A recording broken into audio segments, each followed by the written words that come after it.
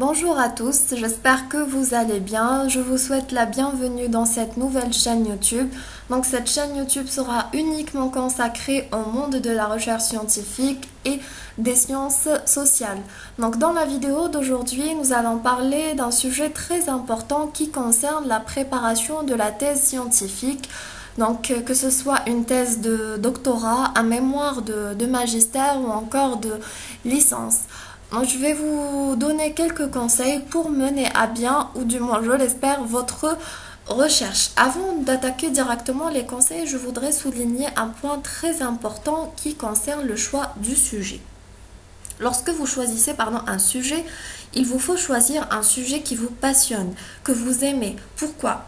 Parce que si vous choisissez un sujet que vous aimez, vous allez toujours garder la motivation nécessaire. Parce qu'il vous faut savoir que entamer une recherche scientifique, c'est difficile, que ce soit psychologiquement, physiquement. Il vous faut beaucoup de motivation. Donc c'est pour cela, orientez-vous vers les sujets qui vous passionnent, qui vous intriguent, qui vous intéressent. Deuxième des choses, cela concerne la bibliographie. Choisissez un sujet dont vous pouvez obtenir la bibliographie facilement, car il est très difficile de travailler sur un sujet sans avoir aucune bibliographie. Bon, après, je dis ça, c'est pas pour autant qu'il faut choisir toujours le même sujet comme le font certains étudiants. On a toujours les mêmes sujets qui se répètent. Non, il faut innover parce que, comme je dis, il faut toujours apporter un plus à la science. Donc, ces deux points-là, ne les oubliez pas. Toujours choisir un sujet qui vous passionne et aussi choisir un sujet dont vous pouvez obtenir la bibliographie facilement. Pourquoi? C'est juste pour avoir un point de départ. Parce que après, cela va être très difficile, mais il ne faut pas oublier l'innovation. Un chercheur scientifique doit toujours apporter un plus, il doit toujours innover. Donc, on va attaquer les conseils. Le premier conseil que je peux vous donner, c'est de faire une présélection de la bibliographie que vous allez utiliser et parcourir justement cette bibliographie. Pourquoi je vous conseille de faire cela? Parce que cela va vous aider dans la formulation de votre problématique, mais aussi dans la formulation de votre plan de recherche. Comme ça, vous allez avoir un aperçu global du travail à fournir et des recherches à effectuer. Deuxième conseil, vous avez votre aperçu, vous avez donc votre présélection en ce qui concerne la bibliographie, une présélection qui vous a donné un aperçu général du travail à fournir.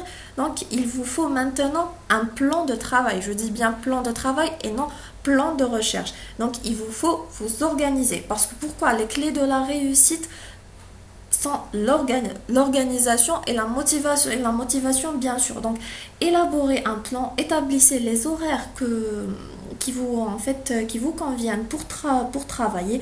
Exemple, le mercredi de 18h à 22h, je fais ma recherche concernant la bibliographie, mais aussi très important, fixez-vous des objectifs. Quand je dis fixez-vous des objectifs, c'est-à-dire par exemple dans 3 semaines, il me faut avoir terminé le premier chapitre. Bon, je dis ça à titre d'exemple, mais aussi il vous faut noter. Il vous faut tout noter parce que pourquoi la visualisation est très importante. Donc prenez un bout de papier, écrivez votre plan de travail. Bon, ce que je conseille, c'est vraiment d'écrire bien proprement, que ce soit bien organisé. Après, chacun sa méthode de travail, parce que la visualisation, c'est quelque chose de très important. Et après, croyez-moi, vous allez éprouver du plaisir quand vous allez cocher. Bon, ça, j'ai fait ça, j'ai fait ça, j'ai fait ça. Donc, ça va encore vous motiver encore plus.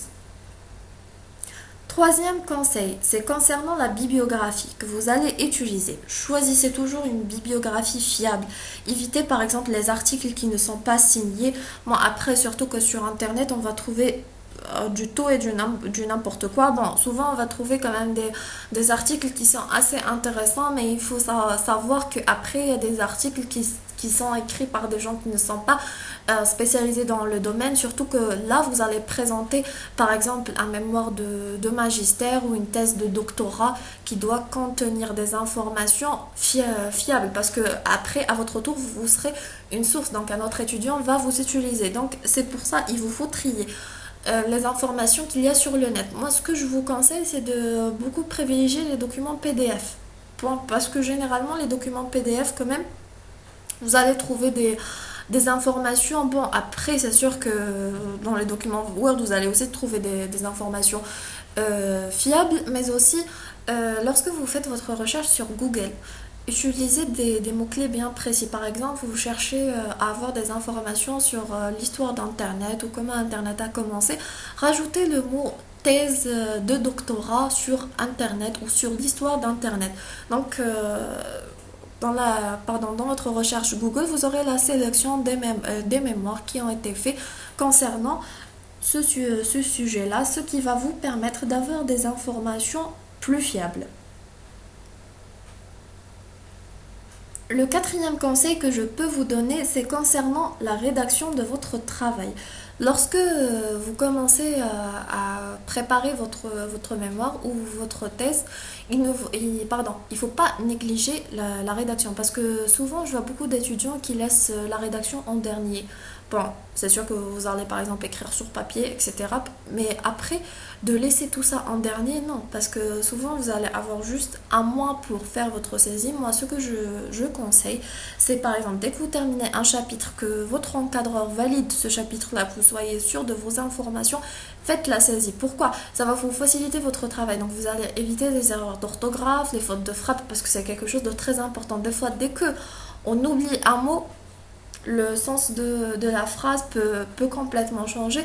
Donc faites la saisie étape par étape. Par exemple, chapitre numéro 1, j'ai terminé, je suis sûre de mes informations, je suis sûre que tout est juste, tout est bon, j'ai vu ça avec mon encadreur, automatiquement je fais la saisie et aussi c'est plus facile pour vous, surtout pour les étudiants ou les chercheurs qui font la saisie eux-mêmes. Moi, après, il y a ceux qui décident de donner ça à d'autres, de confier ça pardon, à d'autres personnes. Mais après, moi je conseille de faire ça étape par étape.